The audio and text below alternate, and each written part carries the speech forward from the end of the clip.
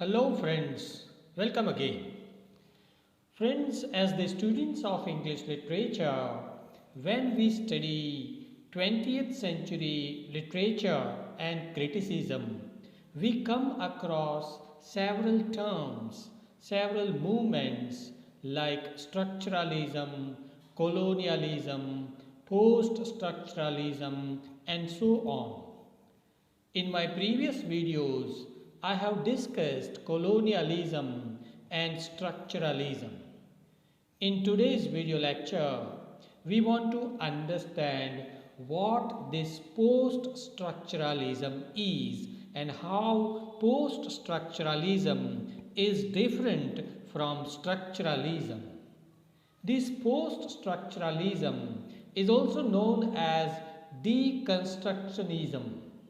So friends, let's begin to discuss this very important literary movement which you find in English literature during the 20th century, or precisely, let me tell you, it is found after 1960s onwards. Post-structuralism was originally a philosophical movement which entered into literature and criticism towards the later part of the 20th century. Now this movement, which is known as deconstruction, the movement of deconstruction or the movement of post-structuralism, was a kind of a reaction against structuralism. Okay? So it was a reaction, but you can say it was an offshoot of structuralism. Now this structuralism, as I have said in my previous video lecture, the time period of structuralism is somewhere between 1950s to 1960s. But after 1960s, there was one guy, there was one philosopher and critic named Jacques Derrida. Friends, remember this name.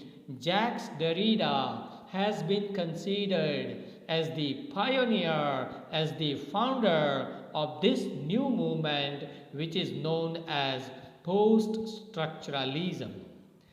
Jacques Derrida, he delivered a lecture.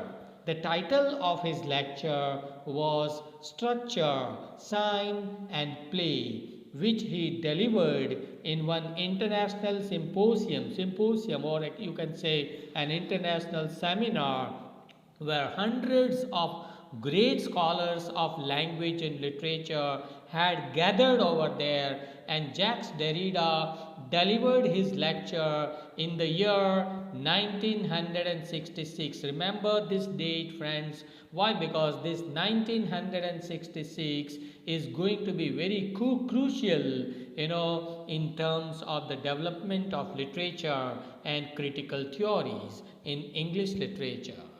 Now, Jacques Derrida, for the first time, he exposed some problems of structuralism which was popular in his times. Okay, he exposed the basic problems or the paradoxes in structuralism, and he carved a special niche for himself and for other scholars in the field of linguistics, in the field of literature, in the field of criticism, and that new niche has been named as post-structuralism. Okay, now first of all, before we understand the main features of post-structuralist theory, before that, let me tell you how it actually originated. So let's discuss the origin and history of post-structuralism. As I told you, Jacques Derrida was the most important literary man who delivered this lecture on structure, sign and play in 1966, and then the whole discussion of post-structuralism or going against structuralist theory started. So the fire was ignited by Derrida in 1966, and this fire became even larger when Derrida published his three important works in 1967, just after 1 year, and these three are of grammatology, number one, number two, writing and difference, and number three, speech and phenomena and other essays. These three great works published in 1967 by Jacques Derrida brought a havoc among all the scholars, and other scholars started following this theory of post-structuralism. After Jacques Derrida, there were some other writers and philosophers who supported this movement. Roland Barthes is one very big name. He wrote The Death of the Author. The Death of the Author, published in 1968, further supported this post-structuralism. Michel Foucault, another great scholar, he published Discipline and Punish, The Birth of the Prison in 1975, and this enhanced the theory of post-structuralism. There were hundreds of such scholars, but to name a few, let me name Gilles Deleuze, Julia Kristeva, Umberto Eco, Jean Baudrillard, and Judith Butler. All these are the dominant people, scholars, who have contributed to develop this new theory, which is known as post-structuralism. Now friends, let's come to the main point of understanding what this post-structuralism is. To understand this post-structuralism or deconstruction, we need to have a look at some major traits, major features of post-structuralist literature or linguistics or critical theory. The first one is the idea that the author is dead. All the post-structuralist scholars or the followers of post-structuralism, they believe that the author has no role to play. Once he finishes his work of art, say for example, a poet writes a poem, right? And then the poem is handed over to the audience, to the reader, and the reader interprets the poem in his own manner, where author has no role to play as far as delivery of meaning is concerned. Okay, so Roland Barthes, he believed that in today's times, in his times, the author is dead and he has nothing to do as far as making of meaning is concerned. These scholars of post-structuralism, they try to examine other sources for meaning. They believe that meaning depends not on the author, but it depends rather on the readers, on their cultural background, their social background, and other things, right?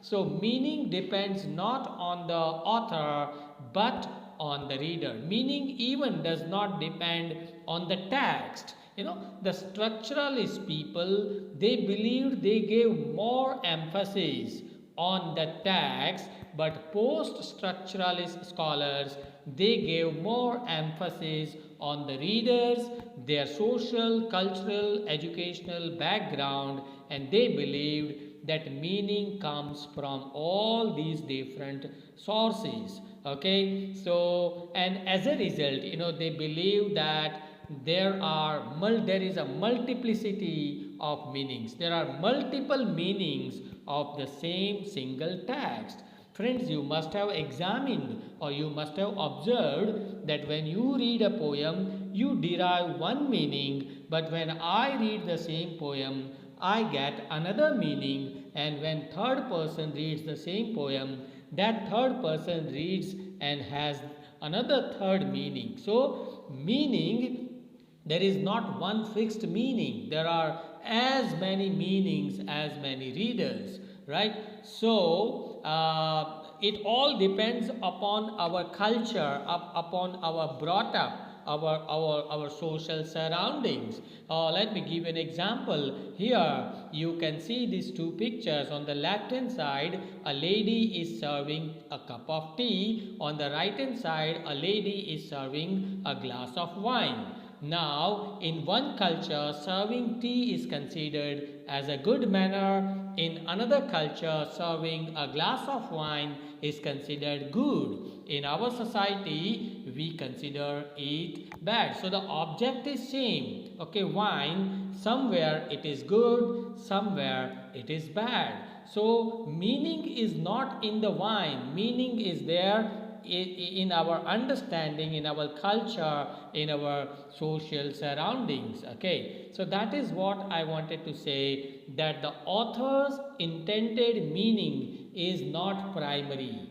These post-structuralists, they believe that the author has one meaning to convey in his works, but his meaning is secondary. The primary meaning is the meaning received by the readers, okay, from that text, and that meaning is not single. There may be hundreds of such meanings because there are hundreds of readers. Okay, so that one, the author has nothing to do once he publishes his work.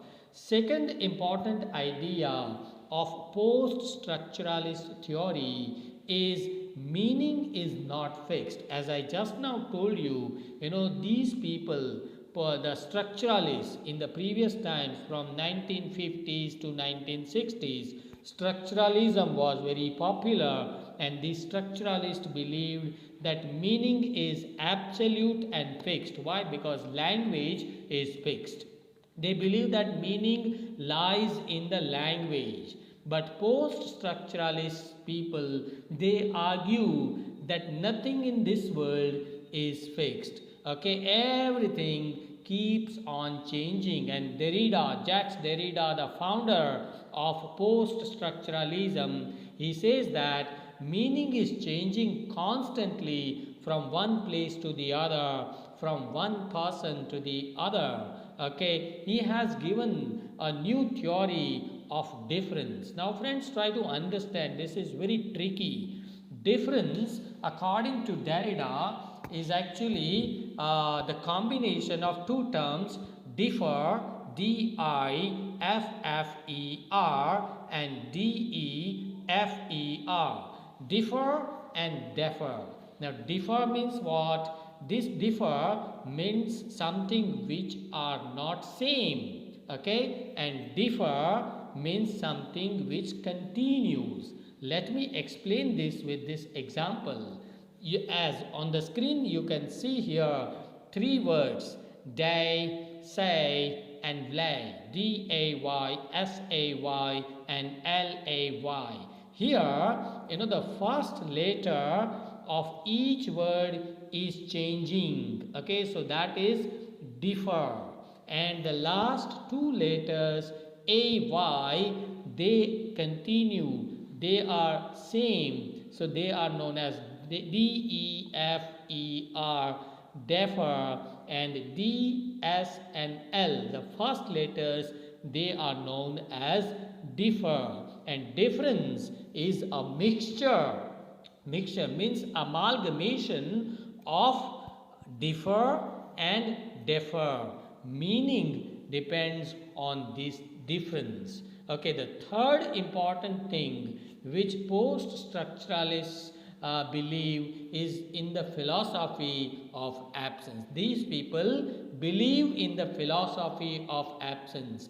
They say that something is always absent in all texts, in all languages. According to Derrida, meaning changes because of this philosophy of absence. Say for example, dash AY dash ay and dash ay. Here you can give a new meaning by filling up this absence, the absence of the first letter.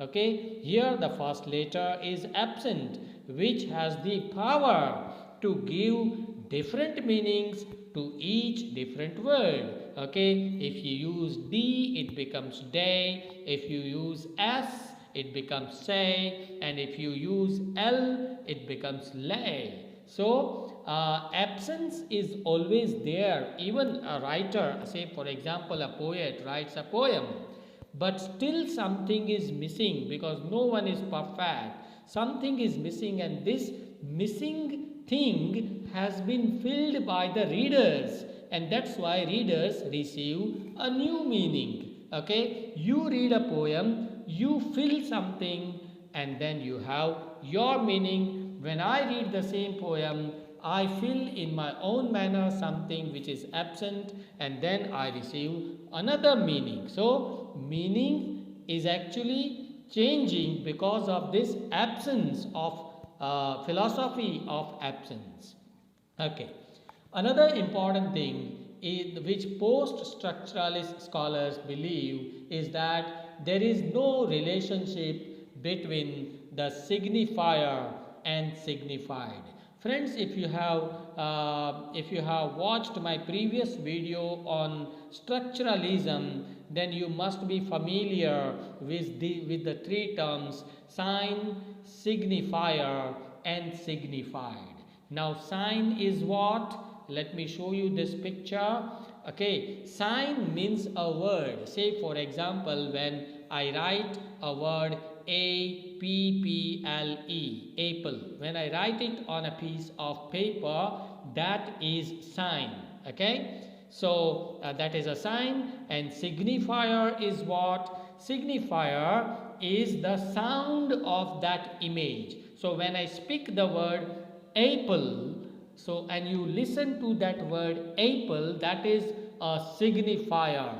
Okay, so the written word is the sign, the spoken word or the word which you listen to is the signifier. And signified means what you understand.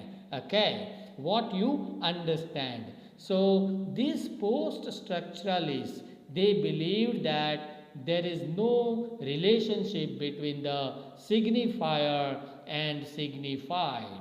Okay, let me give you an example. Like as you can see here in this picture, there are three trees, right? One is an apple tree, another is the mango tree, the third one is a banyan tree. Okay, so now let's do an exercise. When I say the word tree, T-R-E-E, when you listen to that word, you might imagine about a mango tree, someone else thinks about an apple tree, or the third person thinks about a banyan tree. So meaning, when I say tree, the meaning, there are three different meanings, right? And meaning depends on the receiver. Receiver means the person who receives the sound. Okay, so and that's why receivers, the readers are different.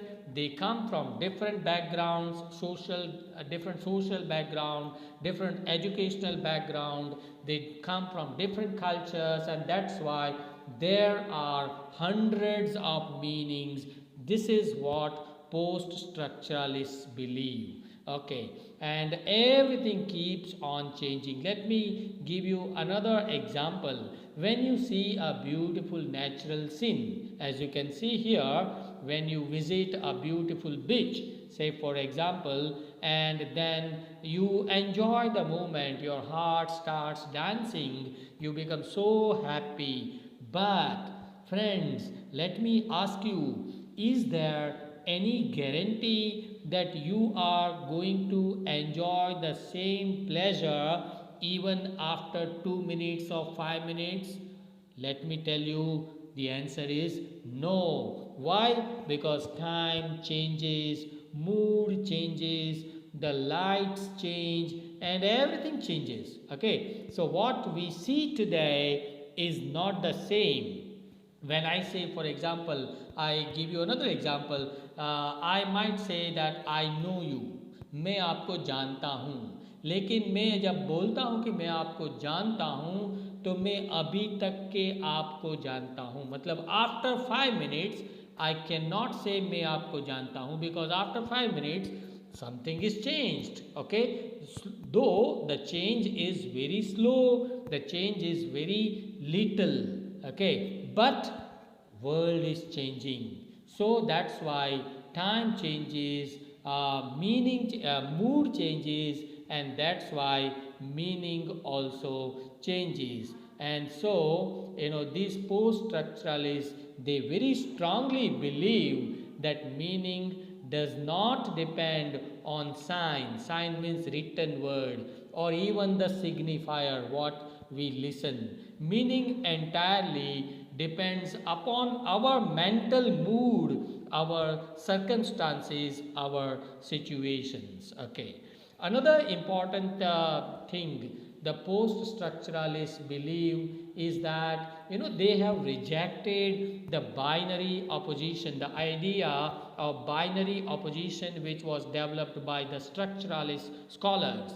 Post-structuralism goes against binary opposition, and they believe that there is no relationship between, there is no binary or two-sided things.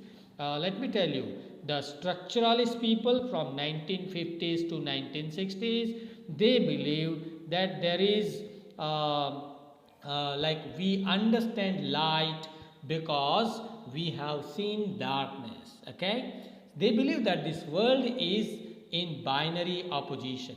Okay, we understand that something is small because we have seen something which is big, as you can see in the picture.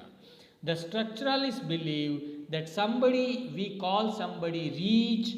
Why? Because he is not poor. And we call somebody poor because he is not rich. Okay. In the same manner, we say that this is a female and this is a male. Okay. This is large, this is small, this is day, this is night. We understand night because we have seen day. But post-structuralists, believe that they have an opposite view. They believe that there is actually no binary opposition, right? Like structuralists said that something is private. Why? Because it is not public. But friends, let me tell you that in today's times of technology, when you say that this photograph is private, but do you think it is really private? Why? No. Why? Because once you upload it on Instagram, upload it on Facebook, it gets viral and your private photograph becomes a public photograph. So nothing is private for all the time, right? Let me give you another example. We say this is a male and this is a female. This is a male. Why? Because he is not a female, and this is a female. Why? Because she is not a male. But let me tell you, these post-structuralist people, they argue that even a male might have feminine qualities or characteristics, and a female might have masculine characteristics. Okay, so you might find a male within a female, or you might find a female within a male. In the same manner, in modern times of technology and science, we can't say that this is a day and this is a night. Nothing is fixed, because with the help of technology and science, we can convert a night into a day. Yes or no? In the same manner, we can convert a day into a night. So, that is what post-structuralists believe, that no meaning is fixed and there is no binary opposition.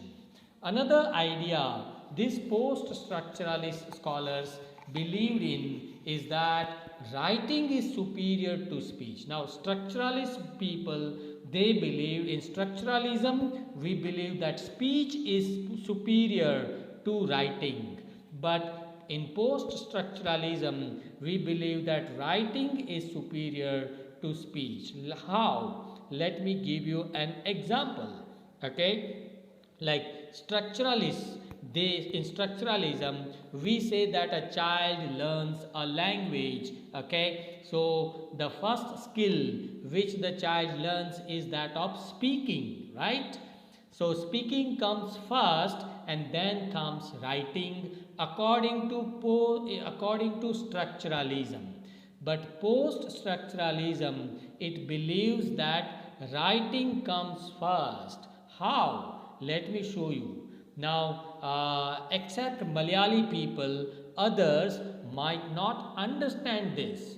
Do you understand what is written here on the screen? No, most of us don't understand. We don't understand these alphabets, right? We can't read this. Why?